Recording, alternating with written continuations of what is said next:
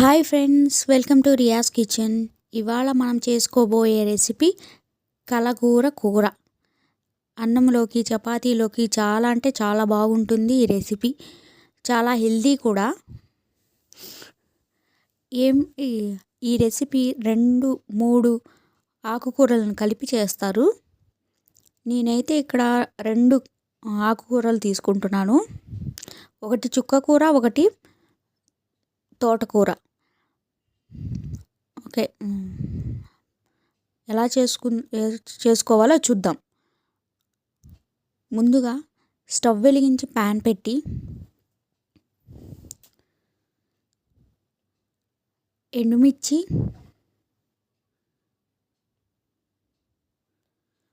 1 tea spoon తాలిమింజలు, ఒక పెద్ద ఉల్లిపాయ, 4-5 పచ్చిమిర్చి చీలికలు వేసి జస్ట్ ఆనియన్ మెత్తపడే వరకు వేయించుకుంటే సరిపోతుంది.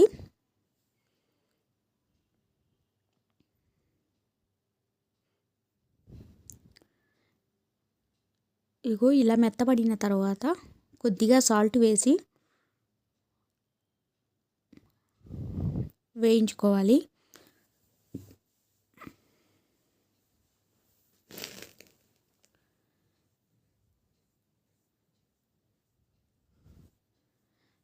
జస్ట్ మెత్తపడితే సరిపోతుంది, బాగా ఫ్రై అవసరం లేదు.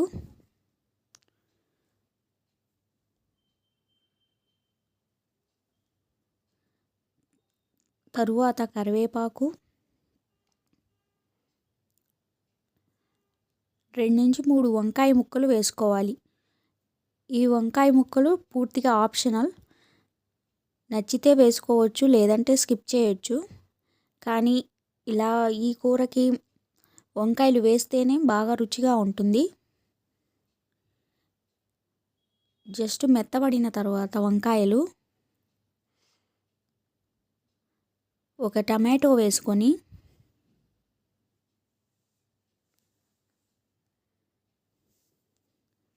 బాగా ఉడికించుకోవాలి మూత పెట్టి.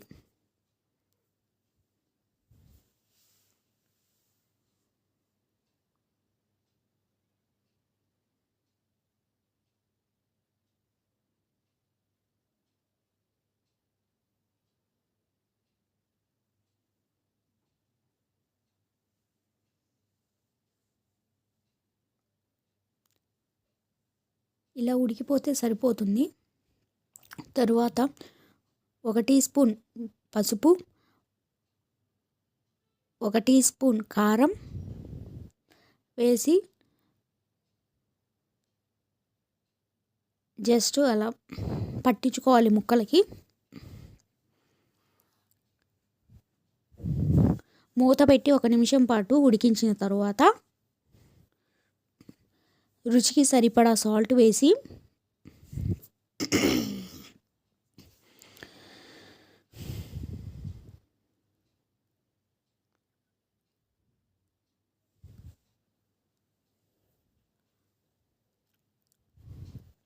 మనం శుభ్రంగా కట్ చేసుకొని కడిగి పెట్టుకున్నాం తోటకూర, చుక్కకూర వేసుకోవాలి. నేను తోటకూర, చుక్కకూర వాడుతున్నాను. మీరైతే మార్చి వాడుకోవచ్చు. పాలకూర తోటకూర, గోంగూర తోటకూర అలా కూడా వాడుకోవచ్చు. తరువాత కొద్దిగా చింతపండు రసం వేసి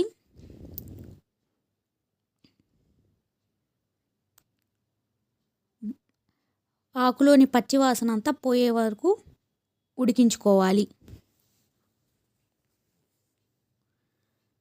ఇలా ఉడికిపోయిన తరువాత 1 స్పూను బియ్యపిండి నీళ్ళల్లో కలిపి వేయాలి. ఇలా వేస్తే బాగా కూర చిక్కగా వస్తుంది, అన్నంలో జారిపోకుండా ఉంటుంది.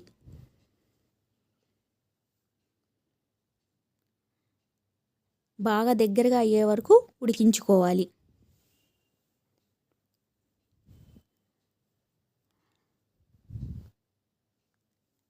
లాస్ట్లో కొత్తిమీర వేసుకొని సర్వ్ చేసుకుంటే అంతే రెడీ. ఎంతో రుచికరమైన కలకూర కూర. నచ్చితే లైక్ చేయండి, షేర్ చేయండి, ఛానల్ సబ్స్క్రైబ్ చేసుకోవడం మర్చిపోకండి.